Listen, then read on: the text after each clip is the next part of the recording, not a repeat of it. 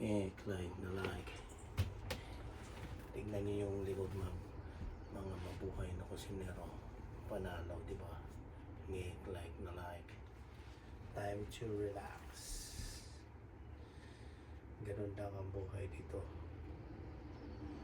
Pag day off, wala kang isipin kundi mag-relax kasi kinabukasan magtatrabaho ka.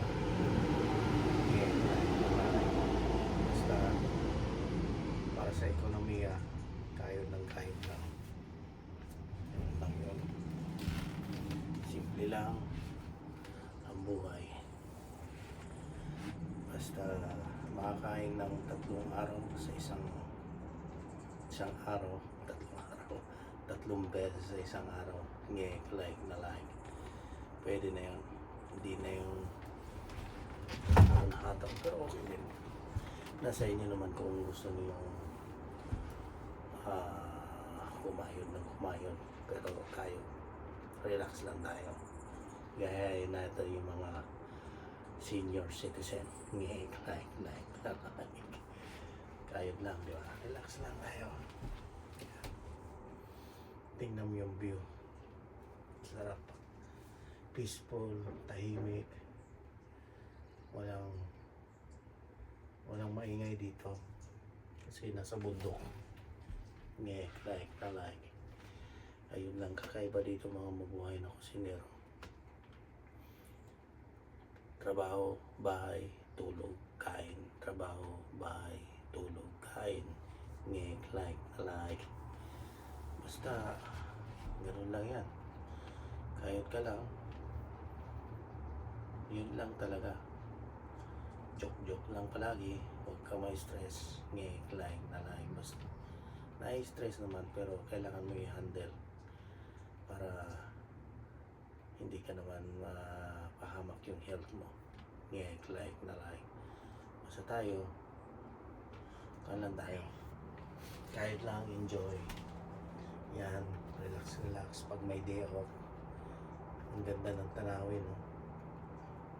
Like na like. Yan ang hindi nababayaran dito, yung bundok. Yan, na-miss ko doon sa atin, pero kailangan natin, lalo na kung lang tayo, hampas lupa lang tayo doon sa bansa natin. Dito maraming opportunity. Huwag ka lang mamili, basta kumain ka ng 3 beses at sahod ka naman ng tama, ayos na yun. Like na like, di ba? Basta kumain lang mga mabuhay na kusinero. Huwag ka na mamili dito dahil mahirap na, baka masaktan ka lang. Like na like. Excuse me po. Para tuloy akong balitin newscaster. Like.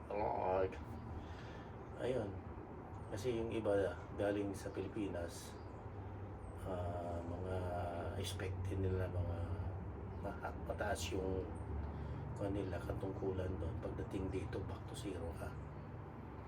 Ayun na hindi nila alam.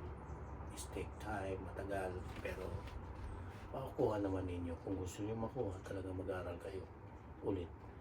Kasi hindi ino-honor yung profession doon or ano yung skills. Mayroon advantage yun. Pero kasi dito, kailangan nilang sundin yung by the book. Like na like.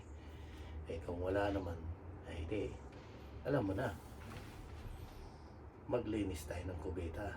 Like na like. Basta marangal na trabaho, okay lang yon. Kahit anong trabaho para sa ekonomiya ng bayan, para sa pamilya, kumayod tayo. Like na like. Basta ayun lang masasabi ko. Kung gusto nyong pumunta dito sa Canada, ihanda na ninyo ang sarili nyo. Like na like. Lalo na ngayon 2025, mahirap na talaga, as in mahirap. Pero nasa inyo pa rin yung risky. Pero yun nga, excitement, kabado, basta lakas lang loob at huwag malawalan ng pag-asa. Magdasal palagi, pasalamat palagi, araw-araw tayo na nandito tayo dito sa mundo.